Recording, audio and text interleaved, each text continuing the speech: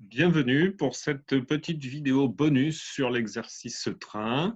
Je vais tout simplement rajouter un nouveau train à ceux déjà existants, c'est-à-dire les 6 que vous avez déjà vus sur la vidéo d'introduction.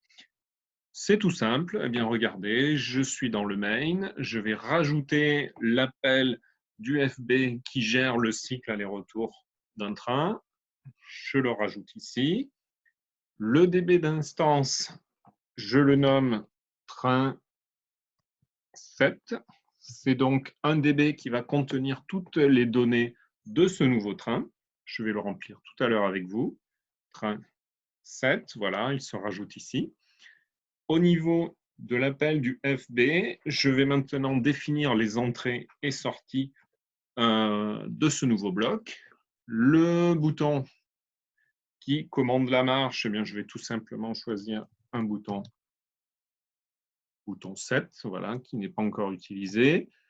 Ensuite, je vais définir quels sont les croisements que rencontre le train lors de son parcours. Le premier croisement que le train va rencontrer, alors je vous le montrerai tout à l'heure sur le plan, sur la vue d'ensemble, je vais définir que c'est le croisement 9. Croisement 9, voilà.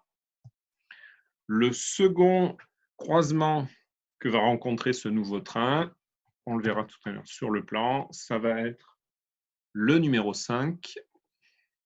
Et enfin, le dernier croisement rencontré, ici, ce sera le numéro 1. La gestion du cycle va fournir les ordres de commande avant, arrière de ce nouveau train. Je complète ici, je vais chercher les sorties physiques associées à ce nouveau train. Train 7 avant, train 7 arrière ici.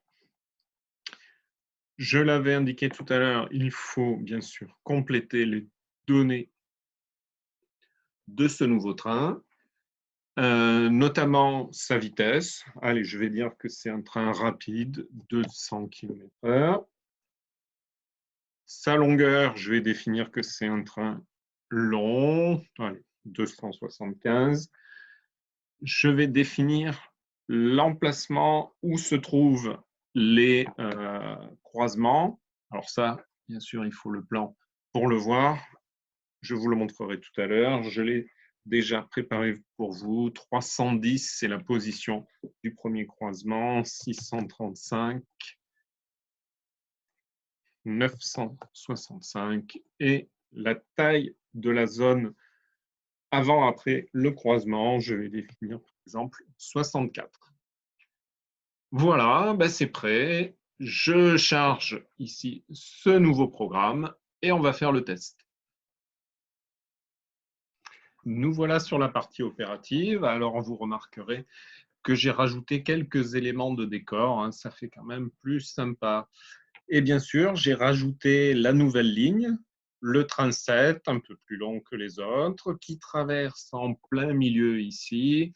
Et j'ai fait coïncider cette ligne avec des intersections déjà existantes ici. C'est pour ça que j'ai réutilisé les numéros de croisement qui existaient déjà. Voilà, allez, un petit test.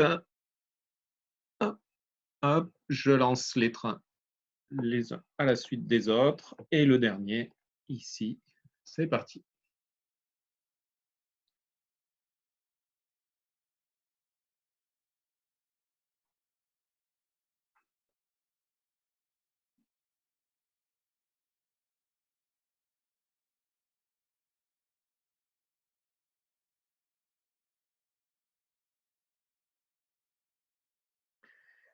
Et bien voilà pour cette petite démo. Et n'oubliez pas que la force de la programmation par bloc fonctionnel, c'est que l'on ne réécrit pas du code à chaque fois, on rajoute simplement de nouvelles instances.